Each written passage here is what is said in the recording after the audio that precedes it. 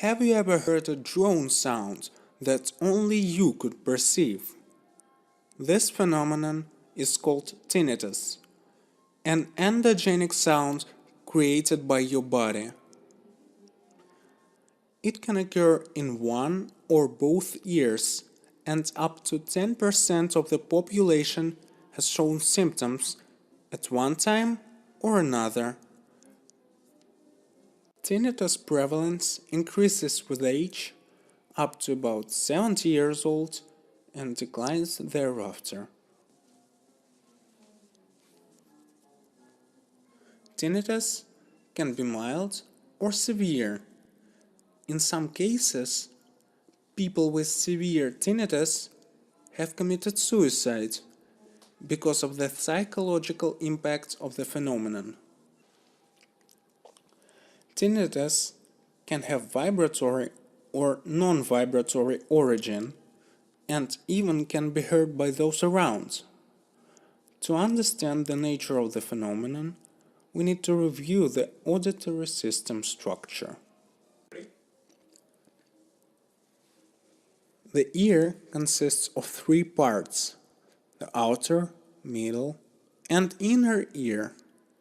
The outer ear includes auricle, cartilage covered by skin placed on opposite sides of the head; auditory canal, also called the ear canal; eardrum outer layer, also called the tympanic membrane. The ear collects sound. Sound travels through the auricle and the auditory canal, a short tube that ends at the eardrum. Eardrum cavity, also called the tympanic cavity. Ossicles, three tiny bones that are attached.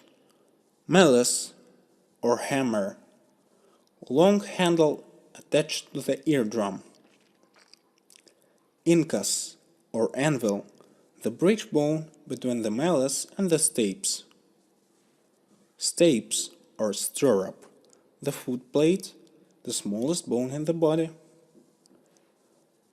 Sound entering the outer ear travels through the middle ear and causes the eardrum and ossicles in the middle ear to vibrate. As it travels, it amplifies, becomes louder, and changes from air to liquid.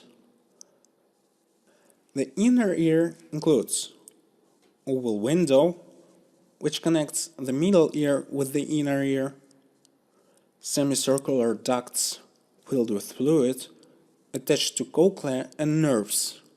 They send information on balance and head position to the brain. Cochlea, spiral-shaped organ of hearing, transforms sounds into signals that get sent to the brain. Auditory tube, which drains fluids from the middle ear into the throat behind the nose. When the stapes moves, it pushes the oval window, which then moves the cochlea. The cochlea takes the fluid's vibration of sounds from the surrounding semicircular ducts and translates them into signals that are sent to the brain by nerves like the vestibular nerve and cochlear nerve. Now, what causes tinnitus?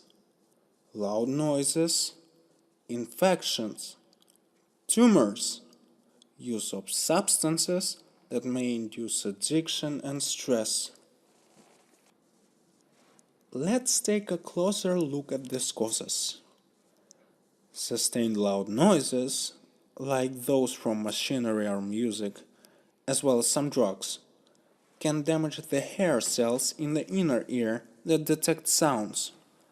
Because each hair cell is tuned to a different frequency, damaged or lost cells leave a gap in hearing, typically a specific frequency and anything higher in pitch. Don't worry, that kind of tinnitus will disappear by itself. The real challenge, though, lies in treating people who got tinnitus as a side effect of certain diseases.